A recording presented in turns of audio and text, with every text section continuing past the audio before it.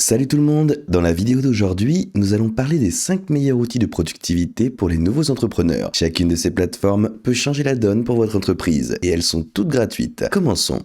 En 5e position, nous avons Notion. Notion est une excellente plateforme en raison de son utilité polyvalente. Vous pouvez littéralement tout stocker dans Notion, qu'il s'agisse de votre vie personnelle ou professionnelle. Vous pouvez notamment suivre vos habitudes, créer des objectifs, gérer les membres de votre équipe, prendre des notes, les possibilités sont infinies. Vous disposez d'une multitude de modèles et c'est une plateforme entièrement gratuite que vous pouvez commencer à utiliser dès maintenant. Vous aurez intérêt à utiliser le plan Pro qui est payant, mais vous pouvez en fait l'obtenir gratuitement si vous êtes étudiant. Sinon, cela vaut quand même largement l'investissement. Et oui, nous avons une tonne de vidéos sur StartupWise qui nous apprendront comment créer des tableaux de bord pour vos employés, ainsi que des calendriers de contenu pour votre chaîne YouTube. Ensuite, nous avons Slack, qui est une plateforme de communication que vous pouvez utiliser pour envoyer des fichiers, des messages et des SMS groupés à vos collaborateurs. C'est très utile si vous avez beaucoup de prestataires sur des plateformes comme Upwork ou Fiverr, car ces plateformes ne vous permettent pas vraiment de rechercher d'anciens messages et cela peut devenir assez compliqué lorsque vous avez beaucoup de fichiers à envoyer à vos collaborateurs. Il s'agit d'une plateforme entièrement gratuite qui permet d'envoyer jusqu'à environ 10 000 messages. Mais si vous êtes un nouvel entrepreneur, vous n'aurez probablement pas besoin d'investir dans le forfait payant pour l'instant. Et vous pouvez faire plein de choses différentes, comme créer des fils de discussion, des chats de groupe et des canaux pour que vos prestataires puissent s'organiser en fonction de leur rôle respectif dans l'entreprise.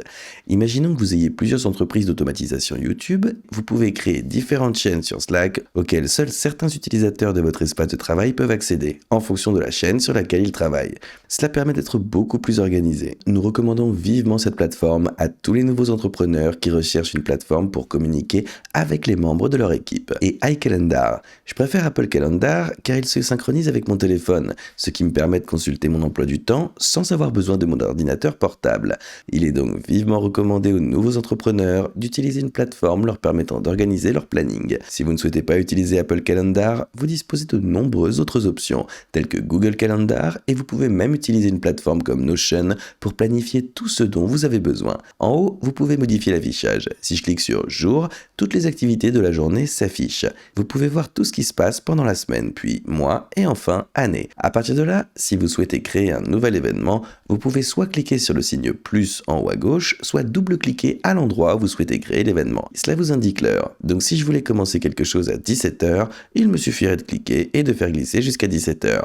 Je peux également déplacer cela vers différentes dates et une fois que j'ai créé l'événement, il me suffit de double-cliquer dessus, ici, où il est écrit nouvel événement. Et supposons que je veuille renommer ce film nouvelle vidéo. Ici, je peux ajouter un lieu ou un appel vidéo. Et ici, vous pourrez en fait changer cela pour vos prochains calendriers. Comme vous pouvez le voir, j'ai un calendrier pour la maison et un autre pour le travail. J'ai 2 calendriers différents pour moi-même et j'ai également un calendrier partagé avec Charlie. Maintenant, si je clique sur cette date ici, je peux voir que je peux faire de cet événement un événement qui dure toute la journée. Et je peux également modifier la date de début et la date de fin. Ici, je peux modifier la fréquence de répétition. Donc, si je clique dessus, je peux le modifier pour qu'il se répète tous les jours, toutes les semaines, tous les mois, et je peux également personnaliser si je veux créer quelque chose comme un calendrier bi-hebdomadaire ou simplement un calendrier personnalisé. Ici, ils ont le temps de trajet, donc si vous devez vous rendre quelque part, vous pourrez ajouter le temps qu'il vous faut pour vous y rendre. Et le plus intéressant, c'est ici, où se trouvent les alertes. Vous pouvez ajouter une alerte qui vous envoie un rappel, et vous pouvez la modifier pour qu'elle se déclenche à l'heure de l'événement. Imaginons que je veuille recevoir un rappel à l'heure de l'événement. Je peux cliquer sur le signe plus ici, et j'ai également la possibilité d'ajouter une autre alerte 5 minutes avant. Cela signifie que je vais recevoir une alerte dans le coin supérieur droit de mon ordinateur portable, m'indiquant que je dois filmer cette vidéo à 17h. Je tiens à souligner qu'il est important de noter chaque jour les 3 à 5 tâches les plus importantes, puis de réserver du temps dans votre agenda pour les accomplir. Si vous êtes un entrepreneur qui aime le multitâche comme moi et que vous avez du mal à vous concentrer sur une seule tâche, le fait de l'inscrire dans votre agenda et de lui réserver du temps vous aide à vous concentrer et à vous débarrasser de toutes les autres distractions. Donc je sais exactement sur quoi je travaille et quand. C'est une autre excellente plateforme que nous recommandons à tous les nouveaux entrepreneurs. Et Zapier, une excellente plateforme pour automatiser certaines tâches au sein de votre entreprise. Elle fonctionne selon un format si, alors, qui vous permet de définir un élément comme déclencheur automatique lorsqu'un élément se produit, de sorte que vous pouviez définir un événement qui déclenche un autre événement, puis un autre, et ainsi de suite. Vous pouvez créer une réaction en chaîne d'événements et intégrer pratiquement n'importe quelle des deux plateformes. Il propose plus de 5000 applications que vous pouvez intégrer, comme Gmail, Notion, Calendly et Slack, pour n'en citer que quelques-unes. La plateforme est entièrement gratuite. Au-delà, vous devez payer un abonnement mensuel en fonction du nombre de apps dont vous avez besoin dans votre entreprise. Mais je dirais que la plupart des nouveaux entrepreneurs pourront utiliser Zapier pour automatiser des tâches et qui ne sont que des tâches administratives qui prennent du temps. Il existe de nombreux tutoriels en ligne créés par des créateurs tels que Ravi Abouvala, qui propose de nombreuses vidéos intéressantes. Pour vous donner un bref exemple du fonctionnement de Zapier, je me trouve ici sur notre tableau de bord Zapier. Si je veux créer un nouveau Zap, il me suffit de cliquer sur ce bouton en haut à gauche et à partir de là, j'obtiens une liste de tous les déclencheurs que je peux utiliser. Il est indiqué qu'il en existe plus de 5200 autres. Imaginons que vous ayez une chaîne YouTube automatisée. Imaginons que vous utilisiez les deux plateformes Frame et Slack pour communiquer avec vos éditeurs et votre assistant virtuel. Il me suffit alors de déclencher Frame ici. Frame.io apparaît. Je clique simplement dessus. On me demande de choisir un événement. Je n'ai qu'à cliquer sur « Lorsqu'un nouvel événement est téléchargé ». Je dois ensuite choisir mon compte. Je dois ensuite configurer mon déclencheur, dans ce cas il s'agira d'une équipe. Ensuite, il me demandera de tester le déclencheur. Pour l'instant, je vais simplement passer cette étape et passer directement à l'action. Pour l'action, je souhaite pouvoir envoyer un message à mon assistant virtuel. Je vais donc simplement cliquer sur Slack ici, et pour l'événement, nous pouvons simplement faire défiler vers le bas et envoyer un message sur le canal. Puis nous pourrons choisir un compte Slack. Une fois votre compte connecté, vous serez invité à choisir un canal. Imaginons que je souhaite choisir YouTube, et pour le message texte, disons que je souhaite dire « Salut l'équipe, une nouvelle vidéo vient d'être mise en ligne sur Frame ». Je peux choisir d'envoyer ce message en tant que bot. Je vais simplement laisser « Oui » pour l'instant. Vous pourrez modifier le nom du bot si vous le souhaitez, et vous pourrez inclure un lien vers cette application. Pour l'instant, je vais simplement conserver tous les paramètres par défaut. Il ne me reste plus qu'à tester l'action, puis à la publier.